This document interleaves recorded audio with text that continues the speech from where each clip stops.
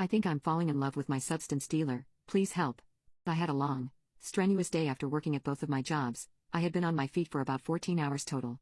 By the end of the day, I was exhausted, and I was in an awful, depressed mood after being abused by rude customers all day.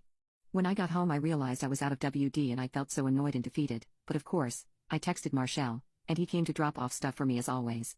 When he got there, he came up to my door and asked how my day had been. I guess I was just feeling so fragile at that moment after the long day, and I broke down crying and telling how awful I felt after the terrible day.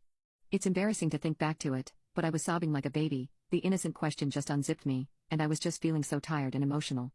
It's hard being on your own, and sometimes when someone checks in with you, even if it's such a simple question, it can trigger you to just fall apart.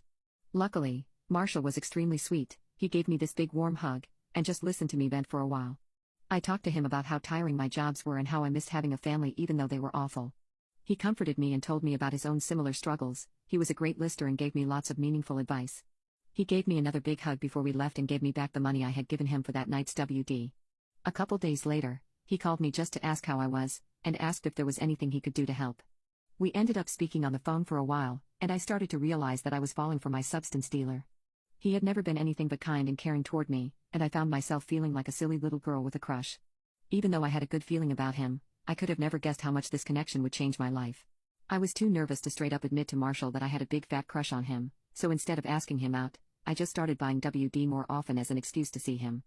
I went from buying every 2 weeks, to once a week, and eventually twice a week. I started taking more time to sit and talk with him when he would drop off. I really wanted to know how he was, and he was just so easy to have a conversation with. When I was around him, he soaked up my tension and I just felt more relaxed whenever we were together. Our connection felt so natural, and even though we were still clients and customers, I felt sparks between us, and I hoped it wasn't just me. One day, we were sitting and talking in his car, and he mentioned that he was hungry and asked if I wanted to come get food with him. I happily accepted, and he took us out for dinner. He was so sweet the whole night. He opened every door for me, pulled out my chair, and paid for my meal as well. I noticed too that he tipped the waiter the same amount of our meal. This was a small gesture, but it meant a lot to me that he cared about service workers like that. When he dropped me off that night, we sat for even longer just talking about nothing in his car. There was a moment of silence, and I knew I should probably end the night and get out, but more than anything, I wanted to lean over and kiss him. We looked at each other, but looking directly into his big brown eyes made me nervous, and I quickly thanked him for the night and jumped out of his car. I had butterflies in my stomach after I tried to sleep that night, and before I fell asleep, he texted me, thanking me for hanging out tonight, and said that I was his favorite customer. He sent the text with a bunch of cute happy emojis, and he had me blushing and giggling at my phone.